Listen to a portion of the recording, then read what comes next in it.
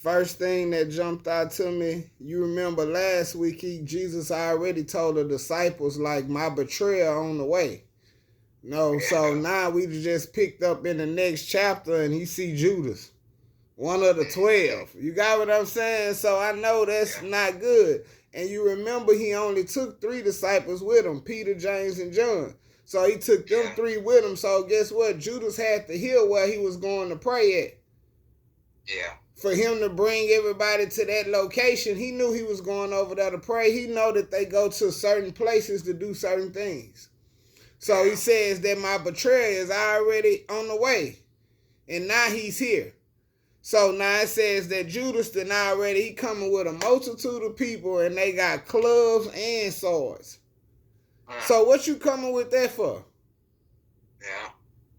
And then it says it's a multitude of people. And then it says the scribes and the chief priests. Priests, yeah. So you mean the priest is leading a mob or leading a clique of people with swords and clubs. So what y'all finna go try to beat somebody? Yeah. Y'all trying to intimidate somebody? Like, what are y'all coming to do with that? Jesus don't never have no weapon. So why y'all gotta bring some weapons? And you gotta bring a lot of people. What, you afraid of something, Judas? What you know that we don't know?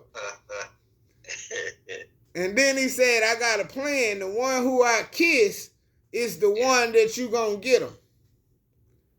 And I looked at that. Yeah, I already know you gonna betray me and I'm still gonna allow you to come up and kiss me. You know, that takes discipline. That takes a strong character because I don't know if I could do that. Oh, yeah.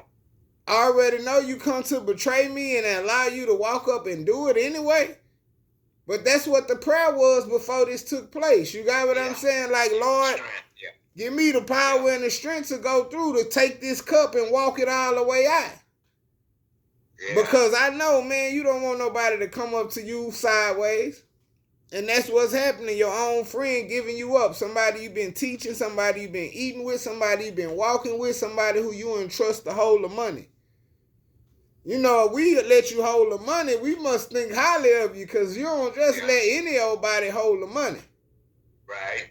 So Judas packs the money bag with him. So I would never think the person who have all our money gonna betray us. But Judas want to betray you for more money. And I said it in a song like Jesus had to be stopped. Sometimes people feel like you have to be stopped.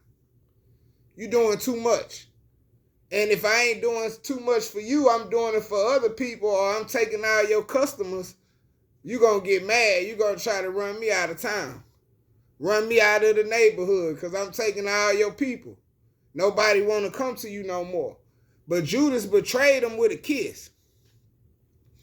And Jesus still called him his friend. And I looked at that and that stands out to me big. He says, greeting, Rabbi. And then greet him with a kiss. And Jesus says, friend, why have you come? I'm going to call you my friend. Yeah, you still my friend. Even though you about to betray me, you still my friend. This got to be done. This had to take place. So I'm going to still say you my friend. Yeah. And the friend stick closer than the brother. What it say, one scripture? He call you his friend all the way to death. Even though you turning him in, he still calling you his friend. So that stood out to me. That jumped out to me because that ain't my friend. If you about to get me killed, how you my friend? Yeah. But this have to be done.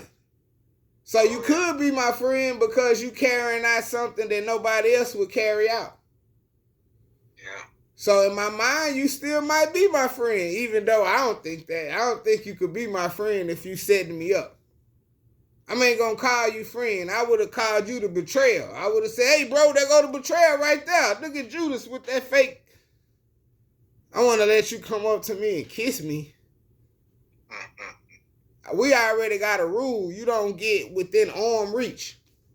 You don't get in my personal space. Okay. So if you can't get in my personal space, if I know you betrayed me, why would he let Judas come up to him and kiss him? You got to be strong to do that. Yeah. Without doing nothing to him, you just said, come on. Basically because Jesus and them ain't run. He ain't try to run, man. He just like welcomed it. Yeah. Yeah. Like, you don't want to do that. You probably want to take off. They got swords and clubs, and you don't have no weapon. Right.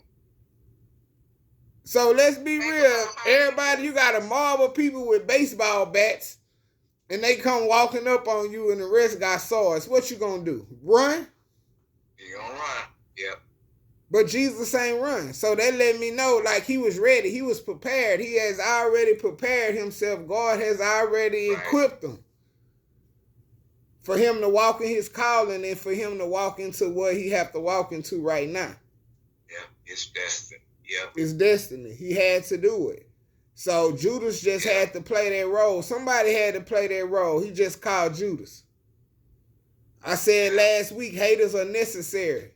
Somebody got to play their role. Somebody got to be fake with you. Somebody got to hate on you in order for you to grow, for you to get to where you're supposed to be.